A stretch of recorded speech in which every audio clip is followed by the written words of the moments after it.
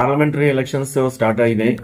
ఇప్పుడు అంత మెటీరియల్ తర్వాత సిబ్బంది పోలీస్ ఆఫీసర్స్ తర్వాత అన్ని వెళ్ళిపోయినాయి.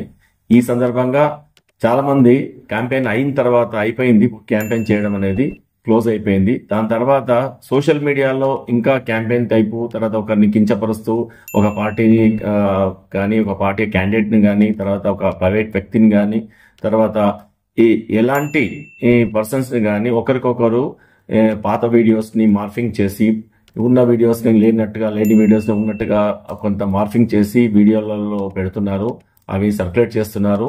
ఇలాంటి ఫేక్ వీడియోస్ పెట్టిన వాళ్ళని చాలా కఠినంగా శిక్షించబడతారు, కఠినమైన కేసులు రిజిస్టర్ చేయబడతాయి.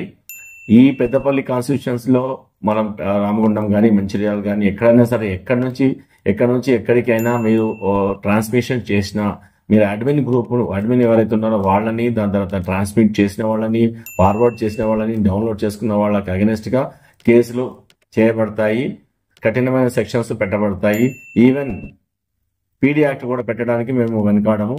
ఇవన్నీ మానుకోండి, ఎవరు దీని గురించి చేయకూడదు. ఇది అంత ఒకరిని కించపరిచే తర్వాత పరువును నష్టపరిచే కార్యక్రమాలు.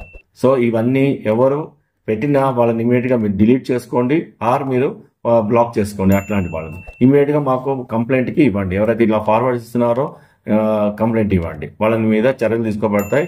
ఈరోజు ఈ యొక్క వార్నింగ్ ఇస్తున్నాము, ఎవరు అలాంటి వీడియోలు పెట్టకూడదని నేను వార్నింగ్ ఇస్తున్నాను. Please note all the people.